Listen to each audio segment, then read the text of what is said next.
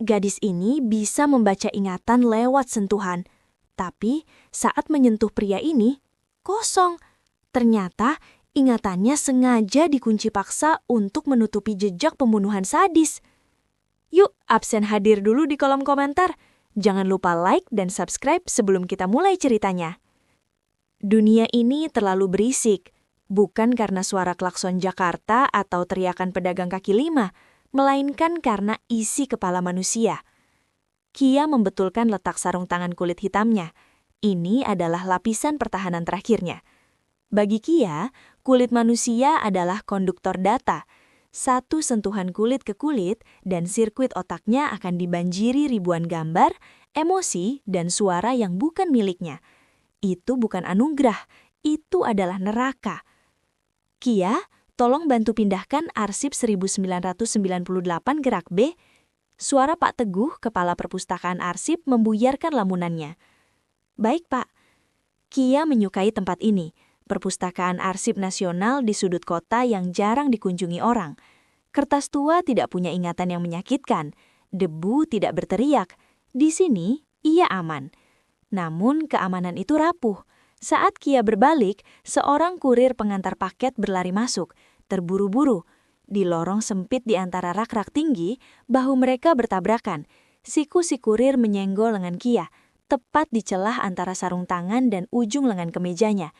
Kulit bertemu kulit. Zing! Dunia Kia berputar. Pandangannya bukan lagi rak buku, melainkan sebuah kamar sempit yang berantakan. Bau alkohol menyengat, suara pecahan kaca, tangan yang memukul wajah seorang wanita yang menangis, rasa puas yang menjijikkan meledak di dada. Kia terhuyung ke belakang, napasnya memburu. Ia menahan mual. Imatan itu hanya berlangsung 1 detik, tapi residu emosinya, amarah dan kepuasan menyiksa itu menempel di benak Kia seperti lumpur. Mbak, hati-hati dong. Si kurir justru membentak, tidak tahu bahwa Kia baru saja melihat dosa malam minggunya. Kia menunduk, mencengkram pergelangan tangannya sendiri. Maaf, bisiknya gemetar.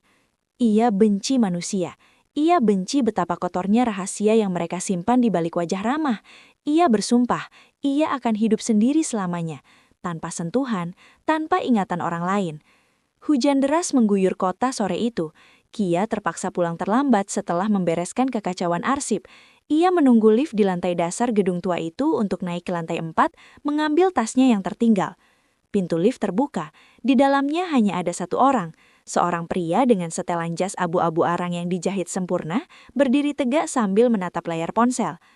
Kia ragu sejenak, namun ia lelah. Ia masuk dan berdiri di sudut terjauh, menekan tombol lantai 4 dengan ujung jari bersarung tangan. Pintu tertutup. Keheningan di dalam lift itu canggung. Pria itu memiliki aura intimidasi yang alami. Wangi wood dan mas samar tercium, mahal dan dingin. Boom! Goncangan hebat terjadi. Lampu lift berkedip liar sebelum mati total. Gelap gulita. Lift itu tersentak turun beberapa meter sebelum rem darurat mencecit memekakan telinga, menghentikan mereka secara kasar. Kia terlempar ke depan karena goncangan itu. Ia kehilangan keseimbangan. Awas! Suara pria itu terdengar berat dan tenang. Sebuah tangan kokoh menangkap lengan Kia sebelum wajahnya menghantam pintu besi. Dalam kepanikan dan kegelapan, Kia secara refleks mencengkram balik untuk mencari pegangan. Tangannya yang bersarung terlepas cengkramannya, dan telapak tangan telanjangnya melandak telak di pipi dan leher pria itu. Kia memejamkan mata, bersiap untuk berteriak. Kontak seluas ini biasanya akan mengirimkan tsunami ingatan. Ia bersiap melihat masa kecil pria ini, ketakutannya, traumanya, atau kejahatannya. 1 detik, 2 detik, 3 detik. Tidak ada apa-apa. Kia membuka matanya di dalam kegelapan. Napasnya tertahan. Biasanya sentuhan membawa kebisingan visual yang menyakitkan, warna-warni acak, potongan suara, jeritan emosi. Tapi saat ini, hening. Bukan sekedar tidak ada gambar, rasanya seperti masuk ke dalam ruang hampa udara yang luas dan tenang, seperti menyelam ke dasar samudra terdalam yang cahaya dan suara tidak bisa masuk. Damai, sangat damai. Kamu baik-baik saja? Tanya pria itu, suaranya bergema di telinga Kia tapi di dalam kepalanya sunyi senyap. Kia tidak menarik tangannya, ia justru terpaku, seolah baru saja menemukan oase di tengah gurun pasir. Untuk pertama kalinya dalam 24 tahun hidupnya, menyentuh manusia tidak menyakitkan. Lampu darurat menyala remang-remang. Pria itu menatap Kia dengan tatapan aneh. Kia baru sadar, ia masih memegang wajah pria asing. Kia menyentakkan tangannya, mundur ke sudut lift dengan wajah memerah. Maaf, saya panik. Pria itu merapikan kerah jasnya. Wajahnya datar namun matanya tajam menyelidiki. Tidak apa-apa. Kia menatapnya dengan horor bercampur takjub. Siapa orang ini? Kenapa dia tidak punya suara? Apakah dia manusia atau apakah dia kosong? 3 hari berlalu sejak insiden lift itu. Teknisi berhasil mengeluarkan mereka setelah 20 menit, dan pria itu pergi begitu saja tanpa menyebutkan nama, dijemput oleh mobil hitam mewah. Namun, Kia tidak bisa melupakannya. Bukan karena ketampanan pria itu, meskipun harus diakui, rahang tegas dan mata elang pria itu sulit dilupakan. Kia tidak bisa melupakan rasanya. Rasa hening itu menjadi candu. Setelah seumur hidup disiksa oleh kebisingan pikiran orang lain, 20 detik menyentuh pria itu adalah istirahat terbaik yang pernah Kia rasakan. Ia merasa seperti pecandu yang sakau, merindukan keheningan itu lagi. Berita besar, Pak Teguh masuk ke ruang arsip dengan wajah pucat. Gedung ini dan seluruh isinya baru saja diakuisisi. Diakuisisi? Tanya Kia, menyusun kembali tumpukan dokumen. Oleh siapa? Pemerintah. Bukan, swasta. Katanya mau dijadikan pusat data korporat, tapi mereka berjanji mempertahankan staf lama. Pak Teguh menunjuk layar televisi tua di sudut ruangan yang menayangkan berita bisnis. CEO muda Roni Abimanyu dari Abimanyu Group kembali membuat langkah agresif dengan membeli lahan strategis di kawasan lama. Kia menoleh, jantungnya berhenti berdetak. Wajah di layar televisi itu, pria di dalam lift, namanya Roni Abimanyu. Kia menatap layar itu lekat-lekat. Seorang reporter bertanya tentang masa lalu Roni sebelum sukses membangun perusahaan startup 5 tahun lalu. Roni hanya tersenyum tipis di layar, senyum yang tidak mencapai mata, dan mengalihkan pembicaraan. Dia orangnya Kia, gumam Pak Teguh, bos baru kita. Ada dorongan aneh di dada Kia.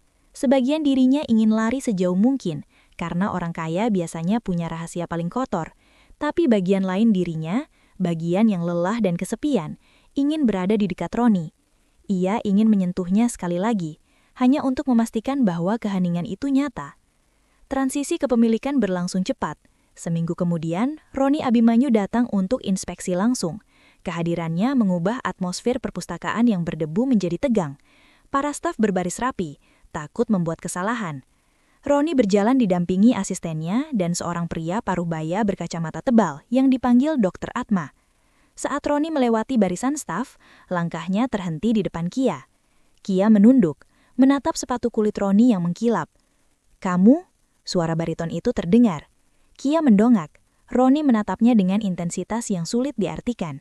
Tidak ada godaan, hanya rasa penasaran murni. "Gadis di dalam lift," kata Roni pelan. "Selamat siang Pak Roni," jawab Kia formal. Ia menyembunyikan tangannya yang bersarung di belakang punggung. Roni melirik tangan itu sekilas. "Terima kasih untuk waktu itu. Saya harap kamu tidak trauma." "Tidak, Pak." Roni mengangguk singkat, lalu melanjutkan langkahnya. Namun Kia menangkap sesuatu. Saat Roni berbalik, ia melihat Dr. Atma menatap Kia dengan tatapan tajam dan penuh perhitungan, seolah sedang menilai ancaman. Malamnya rasa penasaran Kia tak terbendung. Ia membuka laptopnya di apartemen kecilnya. Ia mulai menggali. Roni Abimanyu. Artikel demi artikel, wawancara demi wawancara. Semuanya memuji kesuksesannya dalam 5 tahun terakhir. Inovasi teknologi, akuisisi properti, filantropi, sempurna. Kia mengetikkan kata kunci lain. Roni Abimanyu 2015. 2010, SMA, Universitas. Nihil. Tidak ada foto kelulusan, tidak ada akun media sosial lama, tidak ada catatan teman sekolah. Seolah-olah Roni Abimanyu baru lahir ke dunia ini 5 tahun yang lalu, sebagai pria dewasa berusia 28 tahun. Bagaimana mungkin? Gumam Kia. Setiap manusia punya jejak, setiap manusia punya kenangan. Bahkan penjahat pun punya masa lalu. Tapi Roni, dia seperti kertas putih. Saat itulah Kia sadar. Keheningan yang ia rasakan saat menyentuh Roni bukan karena Roni orang tenang, tapi itu karena Roni kosong. Tidak ada ingatan yang bisa dibaca karena tidak ada ingatan yang tersimpan. Dan pertanyaan besarnya adalah, kenapa? Kesempatan untuk membuktikan teorinya datang lebih cepat dari dugaan. Abimanyu Group mengadakan pesta penyambutan untuk divisi baru di sebuah ballroom hotel mewah. Sebagai staf arsip yang kini menjadi bagian perusahaan, Kia diwajibkan hadir. Ia berdiri di sudut ruangan, memegang gelas sirup, mengamati Roni yang dikelilingi pebisnis-pebisnis tua. Roni tampak memukau, namun kaku. Ia seperti boneka yang diprogram untuk bersosialisasi. Dr. Atma selalu berada tidak jauh darinya, mengawasi seperti elang. Tiba-tiba seorang pelayan tersandung, nampai dengan puluhan gelas sampahnya jatuh ke lantai marmer. Prang! Suara pecahan gelas itu sangat keras, diikuti denging mikrofon yang feedback. Reaksi Roni tidak wajar, tubuhnya menegang drastis.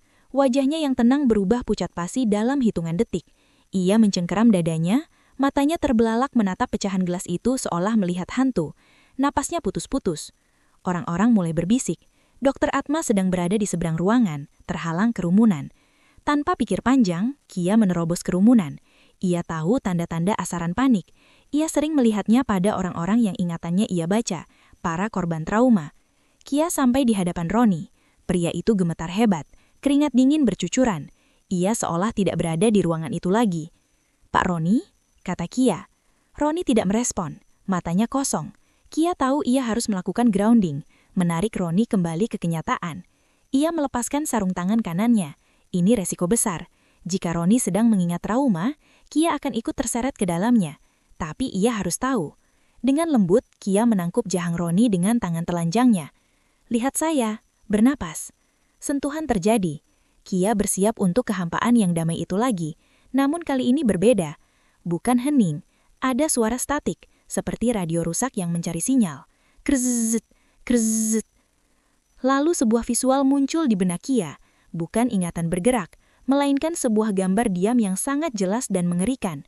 Sebuah pintu besi. Pintu itu besar, berat, dan berkarat. Tidak ada gagang pintu. Di tengahnya terdapat sebuah gembok raksasa dengan rantai-rantai hitam yang melilitnya rapat. Pintu itu bergetar. Sesuatu di baliknya sedang menggedor-gedor ingin keluar. Dum, dum, dum. Kia tersentak. Rasa dingin yang menusuk bulang menjalar dari tangan Roni ke tubuh Kia. Ini bukan amnesia biasa. Ini bukan lupa ingatan alami. Seseorang sengaja memasang pintu itu di sana. Seseorang mengunci memori Roni dan membuang kuncinya. Roni tersadar saat merasakan kehangatan tangan Kia. Matanya fokus kembali, menatap Kia dengan campuran rasa takut dan kebingungan. Napasnya mulai teratur. Getaran di tubuhnya berhenti seketika saat Kia masih memegangnya. "Kamu?" bisit Roni. Suaranya serak. Sebelum Kia bisa menjawab, sebuah tangan kasar menarik bahunya menjauh. Cengkeraman itu kuat dan menyakitkan. Kia menoleh dan melihat wajah Dr. Atma yang merah padam menahan marah, namun matanya dingin mematikan. "Jangan sentuh dia," desis Dr. Atma pelan, namun penuh ancaman. "Kamu tidak tahu apa yang sedang kamu permainkan, Nona." Kia menatap Dr. Atma, lalu kembali menatap Roni yang kini tampak bingung melihat dokternya begitu agresif. Saat itulah, Kia tahu, misteri Roni Abimanyu jauh lebih gelap daripada sekedar masa lalu yang hilang, dan Kia baru saja memegang gagang pintu menuju neraka itu. Suasana di ruang tunggu VIP hotel itu terasa mencekik. Pesta di ballroom masih berlanjut, namun bagi 3 orang di ruangan ini, dunia seolah berhenti berputar. Roni duduk di sofa kulit, kepalanya tertunduk, memijat pelipisnya. Napasnya sudah kembali normal, namun wajahnya masih pucat pasi.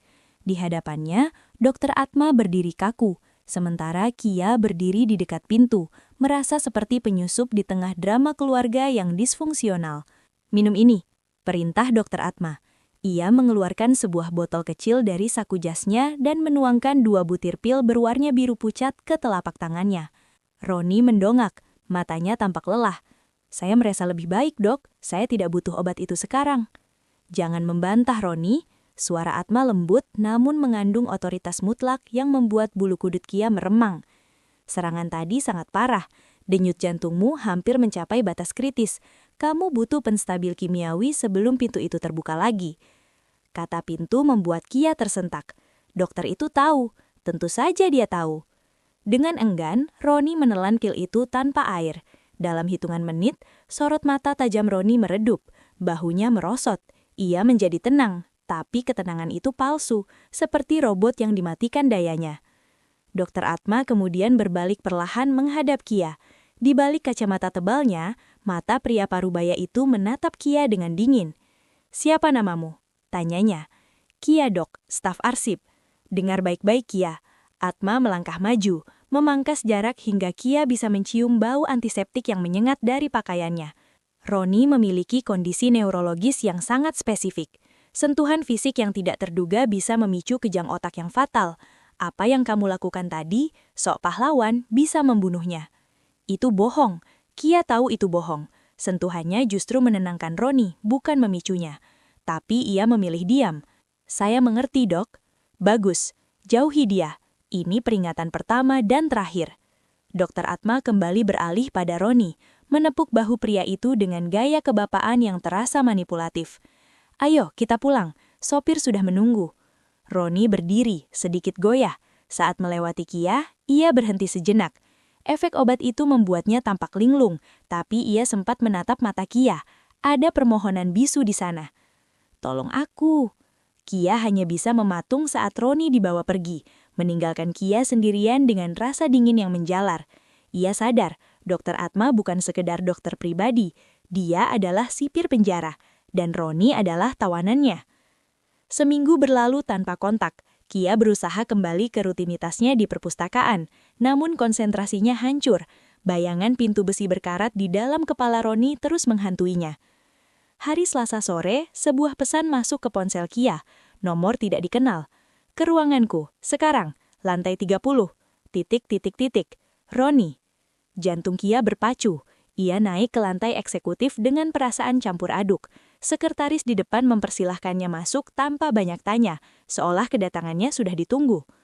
Ruangan kantor Roni sangat luas, minimalis dan dingin. Dinding kaca memperlihatkan pemandangan kota Jakarta yang kelabu. Roni berdiri di sana, membelakangi Kia. "Obat itu membuat saya tidur selama 14 jam sehari," kata Roni tanpa berbalik. Suaranya jernih, efek obatnya sudah hilang. "Saya benci rasanya. Rasanya seperti mati perlahan." Roni berbalik, wajahnya tampak lebih segar daripada malam itu, namun ada lingkaran hitam di bawah matanya. "Tapi saat kamu menyentuh saya di lift dan di hotel itu, rasanya hening, tidak ada rasa sakit." Roni berjalan mendekati Kia, berhenti tepat di depan Kia. "Ini gila," bisiknya, matanya terpejam, bahunya yang tegang perlahan rileks. "Suara berdenging di kepala saya berhenti total." Kia beranikan diri. Ia tidak hanya menyentuh jari, tapi menggenggam telapak tangan Roni. Di dalam benaknya, ia mencoba mengintip lagi.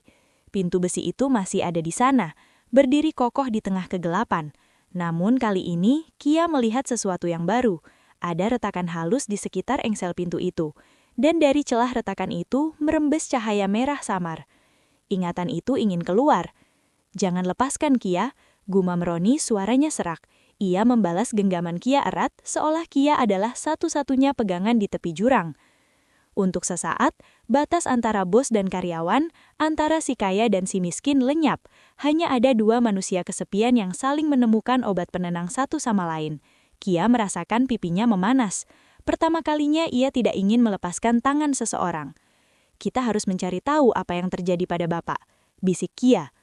Roni membuka matanya, tatapannya intens. "Bantu aku, Kia.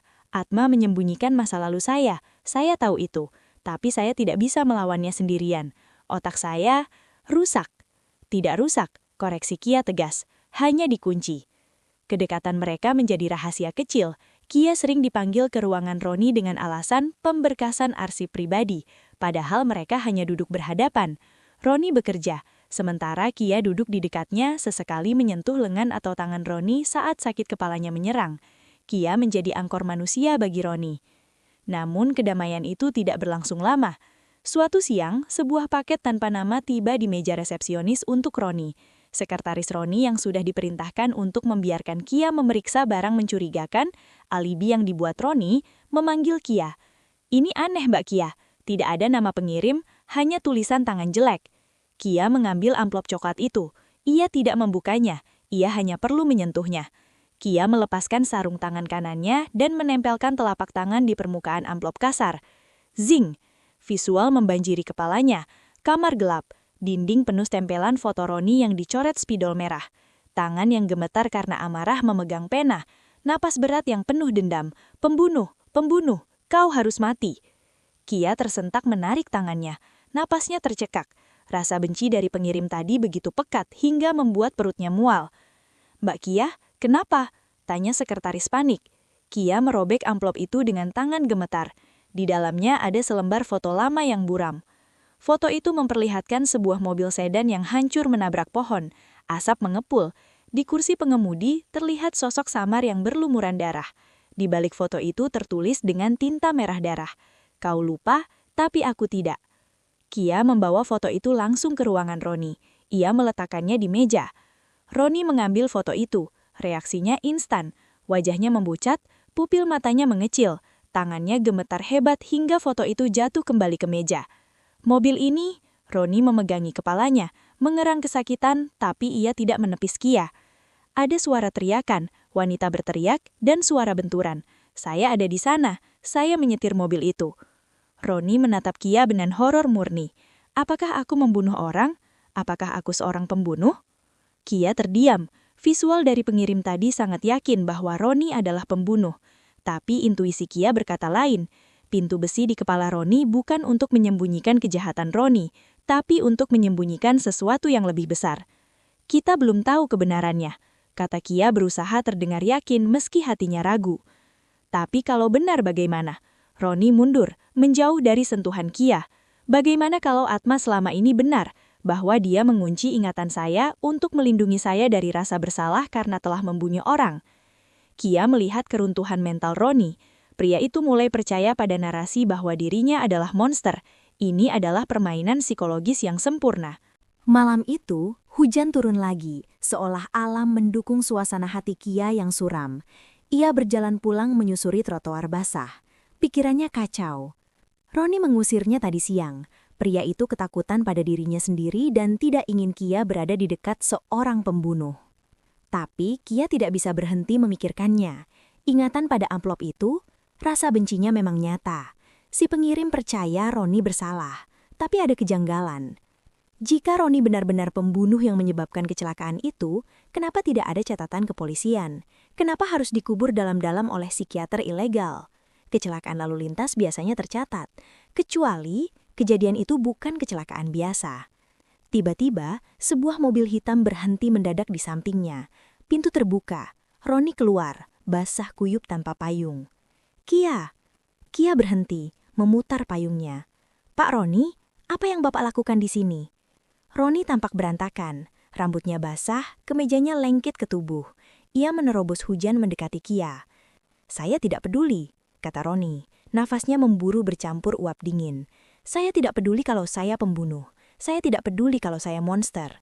Ia mencengkeram lengan Kia di bagian jaket yang tebal, seolah takut menyentuh kulitnya langsung. "Satu-satunya waktu saya merasa menjadi manusia adalah saat bersama kamu. Saat kamu menyentuh saya. Kalau saya memang penjahat, biarkan saya menjadi penjahat yang tenang di samping kamu." Air mata Kia menggenang di mata Roni. Ini adalah pernyataan cinta paling tragis yang pernah ia dengar. Roni begitu putus asa. "Bapak bukan monster," kata Kia tegas, memayungi Roni. "Saya pembaca ingatan, Pak. Kalau Bapak jahat, saya akan melihat kegelapan itu. Tapi di dalam kepala Bapak, saya hanya melihat pintu yang dikunci paksa." Roni tertegun. "Pembaca ingatan?" Kia mengangguk. Sudah saatnya jujur sepenuhnya. Ia melepas sarung tangannya dan menyentuh pipi Roni yang basah oleh hujan. "Saya bisa melihat masa lalu orang lewat sentuhan. Dan di dalam diri Bapak, saya melihat ada orang lain yang memasukkan memori palsu. Pintu besi itu bukan untuk menahan sifat jahat Bapak. Itu untuk menahan kebenaran agar tidak keluar." Roni menatap Kia dalam-dalam, mencari kebohongan tapi tidak menemukannya. Siapa? Siapa yang melakukannya? Kia menatap mata Roni dalam-dalam. Orang yang memegang kuncinya, Dr. Atma. Saat nama itu disebut, kilat menyambar di langit. Roni tidak terkejut, melainkan marah. Kemarahan dingin yang perlahan membakar keraguannya. "Besok adalah jadwal terapi bulanan," kata Roni pelan. "Dia akan menyuntikkan obat dosis tinggi untuk maintenance. Itu kesempatan kita." "Kita?" tanya Kia. "Iya, kita. Kamu bilang kamu bisa melihat ingatan. Kalau saya bawa kamu ke sana, bisakah kamu melihat apa yang sebenarnya dia lakukan padaku?" Klinik pribadi Dr. Atma terletak di sebuah mansion 2 di pinggir kota yang disulap menjadi fasilitas medis eksklusif. Tempat itu sunyi, dikelilingi pagar tinggi dan pepohonan rimbun. Roni datang bersama Kia. Ia memperkenalkan Kia sebagai asisten pribadi baru yang harus mendampingi setiap saat. Dr. Atma awalnya menolak keras, namun Roni mengancam akan membatalkan donasi besar untuk yayasan milik Atma jika Kia disuruh pergi. Dengan geram, Atma mengizinkan Kia menunggu di dalam ruangan terapi, duduk di sudut. Ruangan itu remang-remang, penuh dengan aroma dupa herbal yang membuat pusing. Di dinding, tergantung ijazah-ijazah kedokteran yang tampak prestisius. "Duduklah, Roni," perintah Atma. Roni duduk di kursi baring kulit. Atma menyiapkan sebuah jarum suntik dengan cairan bening kekuningan. "Ini formula baru, akan membantumu melupakan foto yang kamu terima kemarin," kata Atma dengan nada menenangkan yang palsu. Kia mengamati dari sudut, jantungnya berdebar kencang. Ia harus menyentuh Atma, ia harus tahu kombinasi kunci gembok di kepala Roni. Tapi bagaimana caranya? "Dok," panggil Kia tiba-tiba. Atma menoleh, jarum suntik masih di tangan. "Apa?" Kia berdiri, berjalan mendekat dengan wajah pura-pura menyesal. "Saya minta maaf soal kejadian di hotel. Saya sadar saya lancang. Saya hanya ingin berterima kasih karena dokter sudah merawat Roni dengan baik selama ini." Kia mengelurkan tangan kanannya yang sudah tidak bersarung. Sebuah gestur perdamaian. Salaman. Atma menatap tangan itu dengan curiga. Namun arogansinya menang. Ia merasa memegang kendali penuh atas situasi ini. Ia meletakkan jarum suntik di nampan, lalu menyambut uluran tangan Kia dengan senyum meremehkan. "Bagus kalau kamu sadar posisimu, nak." Kulit bertemu kulit. Blar.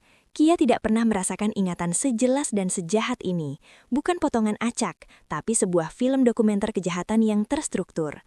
Visual, ruang operasi bawah tanah, bau darah amis, bukan klinik, tapi tempat jagal. Roni muda, usia 23 tahun, diikat di kursi. Matanya terbelalak di sangga alat agar tidak berkedip.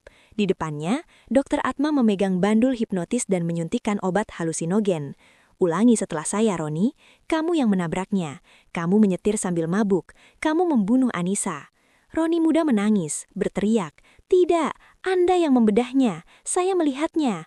Dr. Atma menampar Roni. "Tidak, kamu yang membunuhnya. Ingatan ini menyakitkan. Kita kunci saja. Bayangkan sebuah pintu besi. Gembok ini adalah rasa bersalahmu." Flashback mundur lebih jauh. Roni dan tunangannya, Anissa, tidak sengaja masuk ke gudang farmasi Atma. Mereka melihat mayat-mayat gelandangan yang organnya diambil. Atma menangkap mereka. Anissa dibunuh di meja operasi untuk diambil jantungnya. Roni dibiarkan hidup karena dia adalah pewaris tunggal keluarga kaya, sumber dana perfect jika dikendalikan. Kia tersentak hebat, melepas sarung tangan Atma seolah tersengat listrik tegangan tinggi. Ia mundur, menabrak meja instrumen hingga nampan berjatuhan gaduh. Wajah Kia pucat pasi, air mata mengalir deras. Ia menatap Atma dengan pandangan jijik yang tidak bisa disembunyikan. "Kau," desis Kia. Suaranya bergetar penuh marah. Suasana hening seketika. Roni bangkit dari kursi baringnya, menatap Kia. "Kia, apa yang kamu lihat?" Dr. Atma menyadari perubahan ekspresi Kia. Wajah ramahnya lenyap seketika, digantikan dengan ekspresi dingin dan kejam yang Kia lihat di dalam ingatan tadi. "Sayang sekali," kata Atma santai, sambil mengambil kembali jarum suntik dari meja, kali ini menggenggamnya seperti beladi. Ia menekan tombol di bawah mejanya. Pintu ruangan terkunci otomatis dengan suara klik logam yang berat.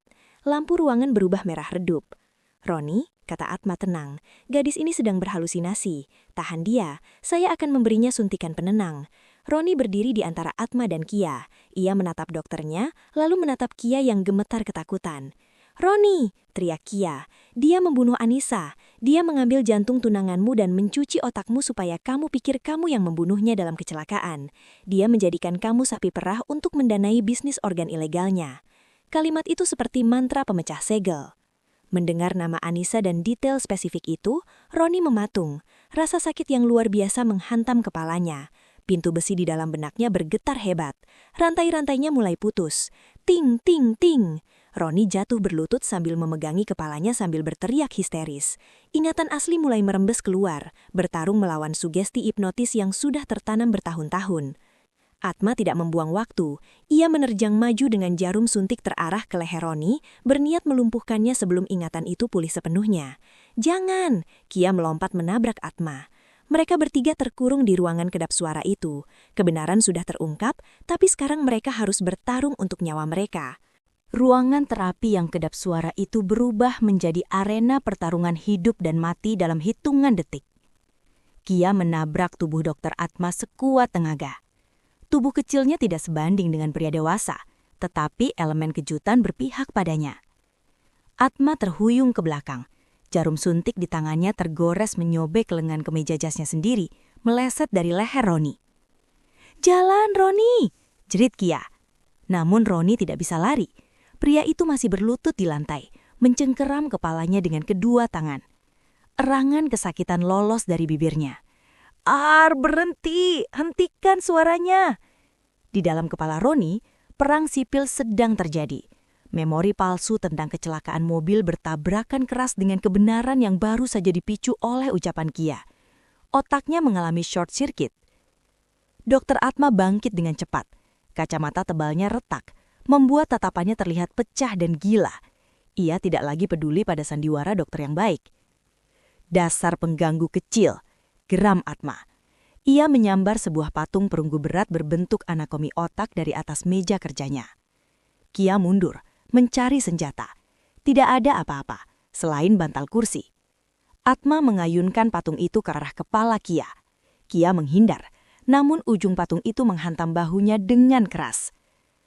Krak! Rasa sakit meledak di bahu kiri Kia. Ia terjatuh, nafasnya tercekat. "Kalian berdua tidak akan keluar dari sini hidup-hidup," desis Atma, berjalan mendekati Roni yang tidak berdaya. "Sayang sekali, Roni. Kamu adalah aset terbaikku. Tapi aset rusak harus dimusnahkan." Atma mengangkat patung perunggu itu tinggi-tinggi, membidik belakang kepala Roni. "Jangan sentuh dia!" Kia tidak berpikir, instingnya mengambil alih. Ia menyambar pecahan gelas kaca dari nampan yang tadi jatuh. Dengan sisa tenaga, ia menerjang kaki Atma dan menancapkan pecahan kaca itu ke betis sang dokter. Atma melolong, menjatuhkan patung itu. Ia ambruk memegangi kakinya yang mengucurkan darah segar. Kia tidak membuang waktu. Ia merangkak ke arah Roni, mengabaikan rasa sakit di bahunya sendiri. Ia mencengkram kerah kemeja Roni, menariknya paksa. "Pak Roni, bangun! Kita harus pergi, sekarang!" Sentuhan tangan Kia di kulit leher Roni memberikan efek grounding sesaat. Mata Roni yang tadinya berputar liar, kini fokus pada wajah Kia yang berkeringat dan ketakutan. "Kia, berdiri!" perintah Kia. Roni dengan kekuatan adrenalin murni memaksakan dirinya berdiri. Ia memapah Kia yang cedera bahu, sementara Kia menuntunnya. Mereka menuju pintu. Terkunci. "Kuncinya!" teriak Kia panik. Atma sedang berusaha bangkit di lantai. Wajahnya merah padam karena amarah. "Kalian tidak akan bisa kabur." Mata Kia tertuju pada panel sidik jari di samping pintu. Ia menoleh ke Atma, lalu ke nampan instrumen medis yang berserakan. Ada satu hal yang ia pelajari dari kemampuannya. Benda mati menyimpan jejak pemiliknya jika emosinya kuat. Namun panel itu butuh sidik jari fisik, bukan memori. Roni bertindak lebih cepat. Ia mengambil kursi berat dan menghantamkannya ke kaca jendela di sisi ruangan. Kaca tempered itu retak 1000, tapi tidak pecah. "Sekali lagi!" Prang! Kaca pecah berhamburan. Angin malam dan hujan badai langsung menerobos masuk. Mereka ada di lantai dasar untungnya. "Lewat sini!" Roni menarik Kia. Mereka melampat keluar jendela, jatuh ke semak-semak berduri di halaman samping klinik. Alarm keamanan mulai meraung. Lampu sorot menyala. Mereka berlari menembus hujan, pincang dan berdarah, meninggalkan penjara yang selama ini mengurung jiwa Roni. Mereka tidak bisa pulang ke apartemen Roni ataupun tempat kos Kia. Atma pasti punya mata-mata di sana. Roni mengemudikan mobilnya dengan tangan gemetar, menjauhi kota menuju sebuah villa tua milik mendiang ibunya di kawasan Puncak yang sudah tahunan tidak dikunjungi. Tempat itu terbengkalai, tidak ada staf, tidak ada CCTV yang aktif, tempat yang sempurna untuk bersembunyi. Sesampainya di sana, villa itu dingin dan berdebu. Roni membobol pintu masuknya sendiri. Mereka masuk, basah kuyup dan menggigil. Roni langsung merosot di lantai ruang tamu yang gelap. Ia tidak peduli pada luka fisik di tubuhnya. Masalah utamanya ada di dalam kepala. Sakit, rasanya kepalaku mau pecah. Roni mengerang, menjambak hak Bud sendiri. Kia menyalakan perapian gas yang untungnya masih berfungsi. Ia mencari kotak P3K di dapur, lalu kembali ke sisi Roni. Ia membersihkan luka di tangan dan wajah Roni, namun Roni terus meracau. Aku melihatnya, tapi tidak melihatnya. Mobil itu, tapi ada meja operasi. Mana yang nyata? Mana yang nyata? Roni berteriak frustasi, memukul lantai kayu. Kia tahu apa yang terjadi. Segel itu rusak, tapi belum terbuka sepenuhnya. Memori palsu dan memori asli sedang berebut tempat, menciptakan disonansi kognitif yang bisa membuat Roni gila permanen. Kia duduk bersimpu di hadapan Roni. Ia menahan kedua tangan Roni yang mengamuk. Pak Roni, lihat saya. Jangan panggil aku Pak. Aku pembunuh. Atau aku gila. Aku tidak tahu aku siapa. Kamu Roni Abimanyu, kata Kia tegas. Suaranya mengatasi deru hujan di luar. Dan aku tahu kamu bukan pembunuh. Bagaimana kamu tahu? Kamu belum melihat semuanya. Maka biarkan saya melihatnya, tantang Kia. Izinkan saya masuk, sepenuhnya. Jangan lawan saya. Roni menatap Kia dengan mata merah dan lelah. Ketakutan terbesar Roni bukan mati, tapi mengetahui bahwa hidupnya selama 5 tahun terakhir adalah bohong. Sakit, Kia. Rasanya kepalaku mau pecah. Saya di sini. Saya akan menanggung rasa sakit itu bersama kamu. Kita bagi 2. Roni perlahan mengangguk, pasrah. Proses ini berbeda dari biasanya. Biasanya Kia hanya menyentuh dan menerima apa saja yang muncul. Kali ini ia harus melakukan invasi. Ia harus masuk, mencari pintu besi itu dan meledakkannya. Kia melepaskan jaketnya yang basah. Ia meminta Roni berbaring di sofa. Kia duduk di samping kepala Roni, meletakkan kedua telapak tangannya di pelipis pria itu. Tutup matamu, fokus pada suaraku, bisik Kia. Kia memejamkan mata. Dunia fisik menghilang. Kia masuk ke dalam visualisasi mental Roni. Biasanya pikiran orang terlihat seperti perpustakaan berantakan atau badai warna. Tapi pikiran Roni adalah lorong rumah sakit yang panjang, gelap dan dingin. Lantainya basah. Lampu neon di langit-langit berkelip-kelip dengan mengeluarkan suara buzz yang menyakitkan. Kia berjalan menyusuri lorong mental itu. Di ujung lorong ada pintu besi itu. Ukurannya raksasa. Karatnya semakin parah dan keratakan yang Kia lihat sebelumnya kini mengeluarkan asap hitam. Di depan pintu itu berdiri manifestasi mental Dr. Atma, sosok raksasa yang menjaga gerbang. Pergi, suara Atma bergema di dalam kepala Roni. Kebenaran akan menghancurkannya. Kia di dunia nyata mengerutkan kening, sekeringat dingin mengucur di dahinya. Roni di bawahnya mulai kejang halus. Minggir, batin Kia melawan. Ia memproyeksikan dirinya menabrak sosok bayangan Atma. Kia fokus pada pintu itu. Ia menyalurkan energinya, rasa sayangnya dan keinginannya untuk membebaskan Roni. Ia membayangkan tangannya bukan lagi tangan manusia, tapi obor api yang sangat panas. Ia menempelkan tangannya ke gembok besar yang melilit pintu itu. Panas. Sensasi terbakar menjalar ke lengan Kia. Roni berteriak dalam tidurnya. Gembok itu manifestasi dari rasa bersalah. Atma telah menanamkan rasa bersalah itu sampai ke jiwa Roni. Untuk menghancurkan gembok itu, Roni harus memaafkan dirinya sendiri. Roni, bisik Kia di telinga Roni di dunia nyata. Itu bukan salahmu, kamu korban. Lepaskan rasa bersalah itu. Di dalam visualisasi, pintu itu bergetar hebat. Kia melihat kecelahan. Ia tidak bisa membukanya dari luar sendirian. Roni harus membukanya dari dalam. Buka matamu, Roni. Lihat kebenarannya. Krak! Gembok itu hancur berkeping-keping. Rantai-rantai hitam meleleh. Pintu besi itu terbanting terbuka dengan kekuatan ledakan bom. Cahaya putih menyilaukan membanjiri lorong gelap itu, menyapu bayangan Atma dan menarik Kia masuk ke dalam pusaran memori yang sebenarnya. Kia tidak lagi berada di villa. Ia dan Roni, dalam bentuk memori, berada di tahun 2020. Lokasi, basement klinik Dr. Atma, yang saat itu masih berupa gudang tua. Visual itu begitu tajam, seolah Kia benar-benar ada di sana. Roni muda, berusia 23 tahun, sedang menggenggam tangan seorang wanita cantik berambut panjang, Anissa. Mereka terlihat bahagia, namun cemas. Kamu yakin ini tempatnya, Yang? Tanya Anissa. Aku melacak aliran dana ayahku ke sini, Nisa. Yayasan ini palsu. Aku harus membuktikannya supaya ayah berhenti mendonasikan uang ke dokter gila ini, jawab Roni. Mereka menyelinap masuk. Bukan menemukan berkas penggelapan uang, mereka justru menemukan neraka. Di ruang pendingin, berjejer mayat manusia yang organnya sudah diambil.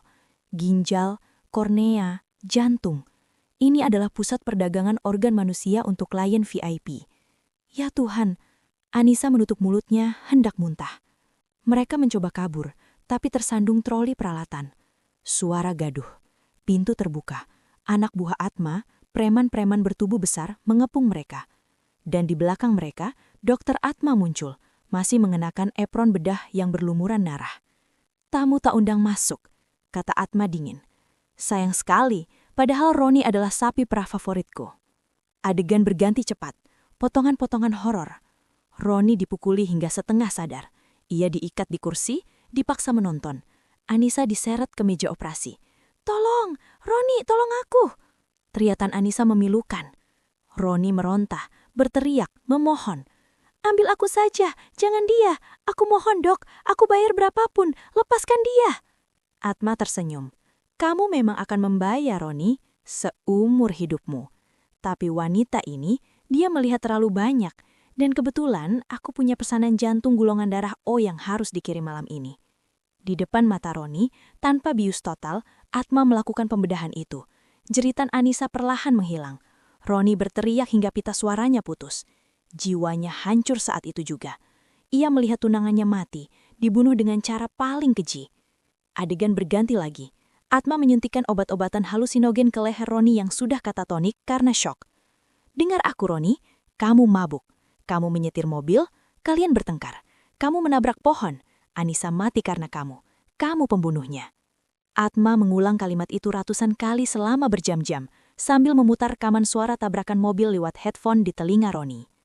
Lalu adegan terakhir. Hutan sepi. Anak buah Atma meletakkan mayat Anissa yang sudah dijahit rapi, bekas bedah disamarkan, di kursi penumpang Roni. Mereka mendudukkan Roni yang teler di kursi sopir. Mereka mendorong mobil itu menabrak pohon besar dengan kecepatan tinggi. Bam! Dunia menjadi gelap. Polisi datang. Mereka menemukan Roni yang mabuk obat, dikira alkohol, dan mayat Anissa. Uang suap Atma membereskan sisa laporan forensik. Roni bangun di rumah sakit dengan ingatan yang sudah ditulis ulang. Dia membunuh Anissa. Kia tersentak keluar dari ingatan itu. Ia kembali ke ruang tamu villa yang dingin. Napasnya terengah-engah. Air mata membasahi wajahnya. Ia merasa mual luar biasa. Kejahatan itu begitu murni, begitu jahat. Ia menunduk lihat Roni. Pria itu sudah membuka matanya. Hening. Hanya ada suara kayu terbakar di perapian. Kia tidak berani bicara. Ia takut Roni hancur total setelah melihat kebenaran itu. Roni bangun perlahan. Ia duduk di lantai menatap kedua telapak tangannya sendiri. Wajahnya tidak lagi menyiratkan kebingungan. Tidak ada lagi ketakutan. Ekspresi Roni berubah. Dingin, keras, dan sangat-sangat tajam. Roni yang kosong sudah mati. Roni yang asli telah kembali. Dan dia sedang marah. Dia, suara Roni rendah, bergetar bukan karena sedih, tapi karena amarah yang tertahan di ujung tenggorokan. Dia membedahnya, seperti binatang. Roni menoleh ke arah Kia. Sorot matanya membuat Kia merinding. Itu adalah tatapan seorang pria yang tidak lagi memiliki rasa takut akan apapun di dunia ini. Aku minta maaf, kamu harus melihat itu, Kia. Kata Roni stabil, mengerikan stabilnya. Pak, apa yang akan Bapak lakukan? Tanya Kia cemas. Roni berdiri, berjalan ke arah jendela, menatap kegelapan di luar. Selama 5 tahun, aku hidup seperti anjing peliharaan di bawah kaki pembunuh tunanganku. Aku memberinya uang, aku menghormatinya. Aku membiarkan dia mengacak-acak otakku. Roni menggenggam tangannya hingga buku-buku jarinya memutih. Atma pikir dia sudah menang karena aku tidak punya bukti fisik. Dia pikir aku akan hancur oleh trauma ini. Roni berbalik. Ada api dendam yang membara di matanya. Dia salah. Dia justru baru saja membangunkan satu-satunya saksi mata yang bisa menghancurkannya.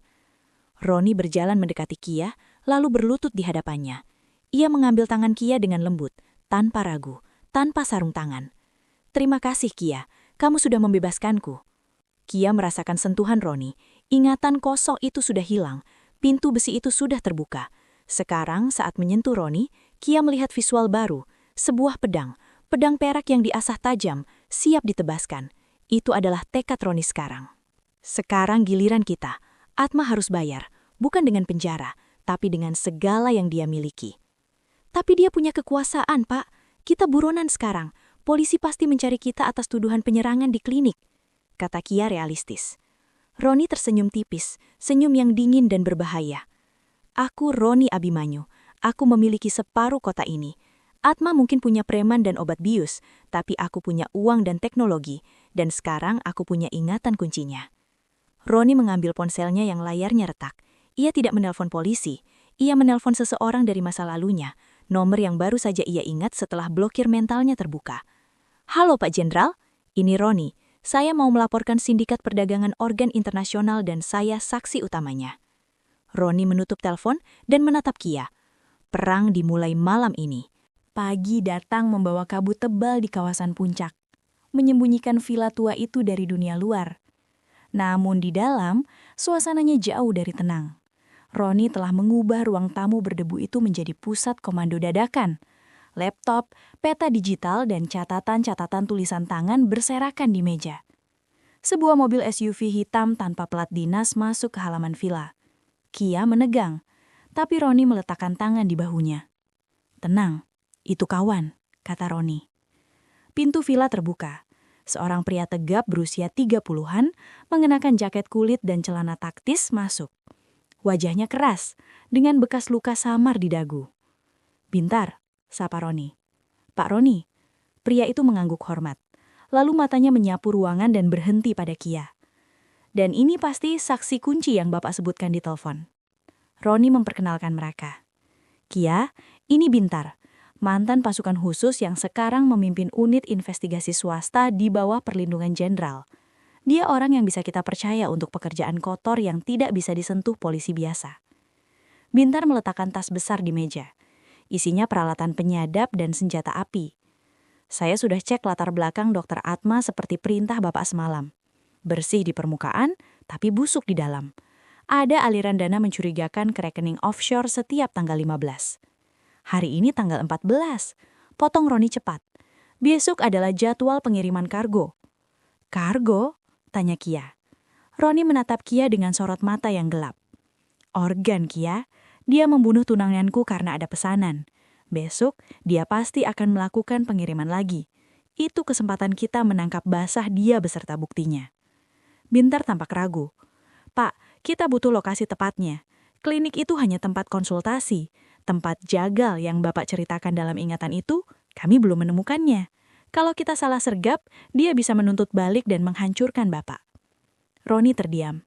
Ingatannya tentang lokasi basement itu samar karena saat itu ia diseret dalam keadaan setengah sadar.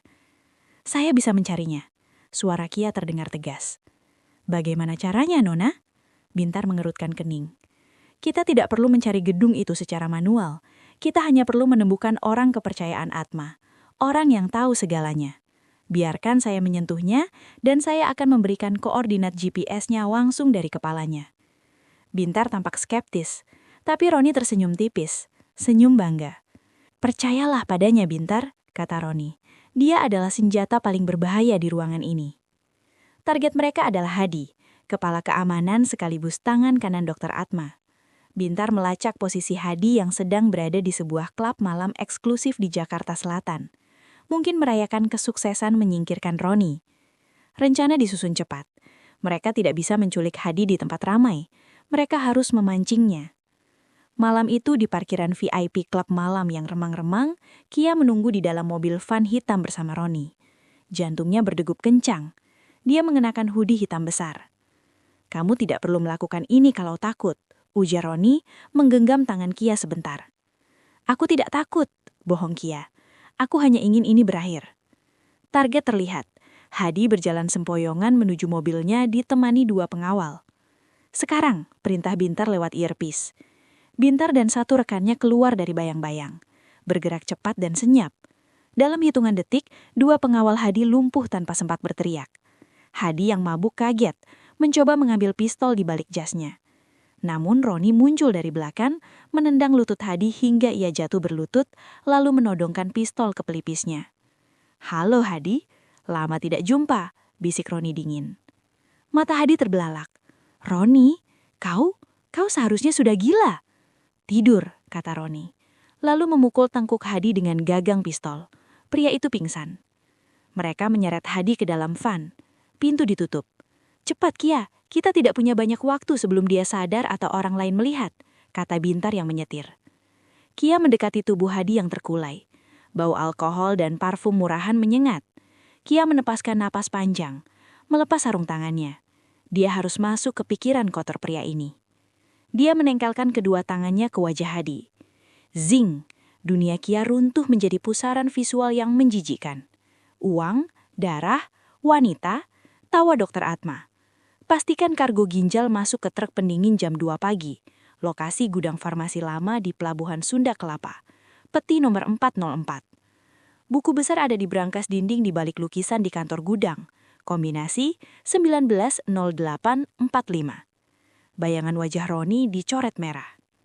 Kia tersentak, melepaskan tangannya sambil batuk-batuk, menahan mual. Roni segera menangkapnya. "Dapat?" tanya Roni cemas. Kia mengangguk lemah, matanya berair. "Gudang farmasi lama, Sunda Kelapa, jam 2 pagi ini, ada pengiriman ginjal, dan buku besar yang mencatat semua transaksi ada di sana." Bintar menginjak gas. "Sunda Kelapa, kita akan pesta malam ini." Roni menatap jalanan Jakarta yang melesat di luar jendela. Tatapannya tajam. Atma akan ada di sana. Dia perfeksionis. Dia selalu mengawasi pengiriman besar. Itu artinya dia akan mati malam ini. Gumam Roni pelan, lebih pada dirinya sendiri. Pukul 1.45 pagi. Kawasan pelabuhan tua itu sunyi dan berbau amis laut bercampur solar. Gudang farmasi lama tampak seperti bangunan terbengkalai dari luar. Tapi Kia bisa melihat aktivitas sibuk di dalamnya lewat sisa memori Hadi. Bintar membagi tim. Saya dan tim Alfa masuk dari belakang. Pak Roni dan Nona Kia tetap di balik mobil backup sampai area aman. "Tidak," tolak Roni sambil memasang rompi anti peluru. "Atma urusan saya ikut masuk." "Saya juga," tambah Kia. "Kombinasi brankas itu mungkin berubah. Kalian butuh saya untuk memastikannya." Bintar terhagiak. Tahu ia tidak bisa mendebat dua orang keras kepala ini. "Baik, tapi tetap di belakang saya. Jangan jadi pahlawan." Mereka bergerak dalam diam. Bintar melumpuhkan penjaga di pintu samping dengan pisau taktis, tanpa suara. Mereka menyusup ke dalam area gudang. Di tengah gudang yang luas itu, terdapat sebuah kontainer besar yang dimodifikasi menjadi ruang operasi steril. Lampu sorot menyilaukan. Beberapa orang berjas putih, dokter-dokter bayaran, sedang memindahkan kotak-kotak pendingin ke sebuah truk. Dan di sana, berdiri Dokter Atma. Dia sedang memeriksa tablet. Tampak tenang dan berwibawa, seolah dia sedang mengawasi pengiriman barang elektronik, bukan organ manusia. "Polisi, jangan bergerak!" teriak Bintar saat ia dan timnya menyerbu masuk dengan senjata terarah. Kepanikan meledak. Para dokter dan kuli angkut tiarap. Namun pengawal pribadi Atma tidak menyerah. Baku tambak pecah. "Dor, dor!" Suara tembakan menggema memekakan telinga. Kia menjerit. Roni menariknya berlindung di balik tumpukan peti kayu. "Tetap di sini," perintah Roni. Dia tidak memegang senjata api, tapi matanya mencari satu target. Atma. Di tengah kekacauan, Atma tidak lari. Dia justru berlari menuju kantor kaca di lantai 2 gudang, tempat brankas itu berada. Dia berniat memusnahkan bukti. "Dia mau membakar buku besarnya," teriak Kia. Roni melompat keluar dari persembunyian, berlari menaiki tangga besi menuju kantor itu, mengabaikan peluru nyasar yang mendesing di dekat telinganya. "Roni!" teriak Kia. Tanpa pikir panjang, Kia berlari menyusulnya. Di dalam kantor kaca, Atma sedang menyiramkan bensin ke tumpukan berkas dan sebuah laptop. Ia menyalakan pemantik api. Brak! Roni mendobrak pintu hingga engselnya lepas. Atma terkejut. Pemantik api terjatuh tapi belum menyala. "Sudah berakhir, Dok," kata Roni. Napasnya memburu. Matanya menyala dengan kebencian murni. Atma tertawa kecil, mundur perlahan hingga punggungnya menabrak meja kerja. "Roni, Roni, anakku yang malang. Kamu pikir kamu bisa menang? Tanpa aku, kamu hanyalah anak manja yang rapuh. Siapa yang memberimu obat? Siapa yang menjagamu tetap waras? Kau yang membuatku gila. Roni menerjang maju. Atma menarik pistol kecil dari laci meja. Dor! Peluru melesat, menyerempet lengan kiri Roni. Darah muncrat. Roni tidak berhenti. Adrenalin dan dendam membuatnya kebal rasa sakit. Ia menghantam Atma, membanting tubuh tua itu ke lantai. Pistol Atma terlempar jauh. Roni duduk di atas tubuh Atma, melayangkan tinju bertubi-tubi ke wajah dokter itu. Buk, buk, buk. Ini untuk Anissa. Ini untuk 5 tahun hidupku yang kau curi. Wajah Atma hancur. Darah mengalir deras. Tapi Roni tidak berhenti. Ia mencekik leher Atma. Cengkramannya menguat. Niat membunuh itu nyata. Mata Roni kosong, dikuasai kegelapan yang sama yang dulu ditanamkan Atma. Mati kau, mati, desis Roni. Atma megap-megap, wajahnya membiru. Roni, berhenti! Kia masuk ke ruangan itu. Ia melihat pemandangan mengerikan itu. Roni akan menjadi pembunuh sungguhan jika ia meneruskan ini. Atma memang pantas mati, tapi Roni tidak pantas menjadi pembunuh. Kia berlari dan memeluk punggung Roni. Ia tidak bisa menarik Roni secara fisik, jadi ia menggunakan satu-satunya cara yang ia tahu. Ia menempelkan tangannya ke leher Roni, tepat di nadi karotisnya. Zing! Kia tidak mengambil ingatan. Ia memberi. Ia memproyeksikan ingatan terindah yang ia miliki tentang Roni. Saat di lift, keheningan yang damai itu. Saat Roni tersenyum padanya pertama kali. Rasa aman yang Roni berikan padanya. Jangan biarkan dia mengubahmu jadi monster, Roni. Bisik Kia di telinga Roni. Kamu bukan dia. Kamu Roni Abimanyu. Kamu orang baik. Visualisasi kedamaian itu membanjiri otak Roni yang sedang mendidih. Cengkraman tangannya melonggar. Napasnya tersengal-sengal. Roni melepaskan leher Atma lalu jatuh duduk di samping tubuh dokter yang sekarat itu. Bintar dan timnya menyerbu ruangan. Amankan lokasi. Medis! Teriak Bintar. Atma batuk-batuk, berusaha bercakap dengan sisa napasnya. Kau tidak punya bukti. Kia berdiri. Ia menatap Atma dengan dingin.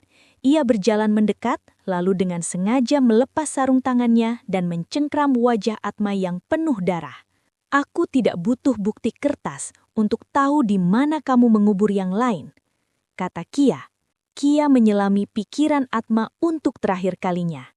Ia melihat semuanya, lokasi kuburan massal, nomor rekening bank di Swiss, nama-nama pejabat yang terlibat, semuanya.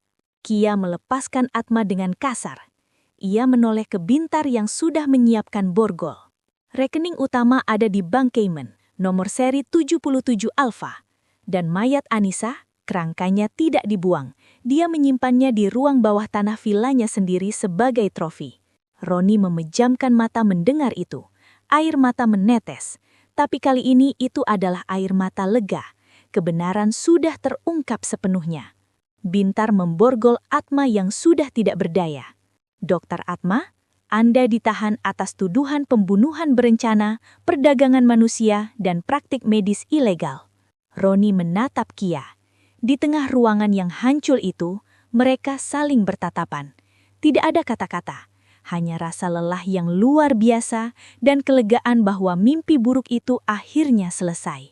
3 bulan kemudian, skandal Yayasan Atma menjadi berita terbesar dekade ini. Ratusan orang ditangkap, termasuk beberapa pejabat tinggi. Dokter Atma dijatuhi hukuman mati. Bagi Roni, proses hukum itu melelahkan, tapi membersihkan namanya. Ia bukan lagi CEO misterius dengan masa lalu gelap, melainkan korban yang selamat dan pahlawan yang membongkar sindikat besar. Di sebuah pemakaman umum yang tenang, Roni berdiri di depan sebuah nisan baru, marmer putih. Anissa Putri, 1995-2020. Akhirnya, Anissa dimakamkan dengan layak. Kia berdiri beberapa langkah di belakang Roni, memberikan ruang privasi. Angin sore Jakarta yang berwarna jingga meniup rambut Kia. Ia tidak lagi memakai sarung tangan hitam tebalnya. Ia hanya memakai sarung tangan kain tipis transparan. Langkah kecil untuk mulai menerima dunia. Roni berbalik. Wajahnya tampak lebih cerah. Beban 5 tahun yang menghimpit bahunya telah hilang. Luka tembak di lengannya sudah sembuh, menyisakan bekas luka yang menjadi pengingat luka. "Sudah selesai?" tanya Kia lembut. "Sudah. Aku sudah berpamitan. Dia sudah tenang sekarang." Roni berjalan mendekati Kia. Mereka berjalan bersisi-sisian keluar dari area pemakaman menuju mobil. "Jadi apa rencanamu sekarang? Kembali ke perpustakaan?" tanya Roni. Kia menggeleng-geleng. "Perpustakaan terlalu sepi, dan aku rasa kemampuanku mungkin berguna untuk membantu Bintar. Dia menawarkan aku posisi konsultan untuk kasus-kasus dingin." Detektif Kia, cocok sekali. Mereka sampai di mobil Roni. Sebelum masuk, Roni menahan pintu mobil, menatap Kia intens. "Kia, iya? Selama ini aku selalu bertanya-tanya, kenapa aku kosong saat kamu sentuh? Kenapa hanya aku?" Kia menggeleng-geleng. "Mungkin karena otakmu rusak waktu itu." "Bukan." Roni menggeleng. Ia melepaskan sarung tangan tipis Kia. Perlahan, kulit bertemu kulit. Kia menahan napas, bersiap, tapi seperti biasa, hening, damai, tenang. Namun kali ini tidak kosong total. Di tengah keheningan putih itu, perlahan muncul sebuah visual yang indah. Bukan ingatan masa lalu, tapi ingatan masa kini. Visual wajah Kia sendiri, diiringi perasaan hangat yang meluap-luap, rasa syukur dan cinta yang begitu besar. Kia terbelalak. "Kamu? Ternyata bukan karena aku kosong," bisik Roni. Menempelkan telapak tangan Kia ke pipinya. Air mata haru menetes di pipi Kia. Kutukan yang ia benci seumur hidupnya kini memberikan hadiah terindah. Kepastian bahwa pria di hadapannya mencintainya dengan tulus, tanpa kebohongan, tanpa rahasia. "Duniaku berisik, Roni," bisik Kia. "Maka biarkan aku jadi tempat istirahatmu," jawab Roni, lalu mencium kening Kia lembut. Di bawah langit sore Jakarta yang berwarna jingga, Kia menutup matanya. Pertama kalinya ia tidak ingin lari dari kenyataan. Karena kenyataan ini, di pelukan Roni, jauh lebih indah dari ingatan siapapun. Tamat. Gila banget kan plot twistnya? Dari dikira pembunuh, ternyata korban cuci otak dokter psikopat. Akhirnya Roni dan Kia bisa hidup tenang tanpa rahasia. Pertanyaan? Wajib komen. Sekarang giliran kalian jawab jujur. Kalau ditawari kemampuan bisa membaca ingatan orang lewat sentuhan kayak Kia, kalian mau atau enggak? Ketik mau kalau kalian tim kepo yang siap menanggung resiko, atau ketik enggak kalau kalian lebih pilih hidup tenang tanpa tahu rahasia gelap orang lain. Ramai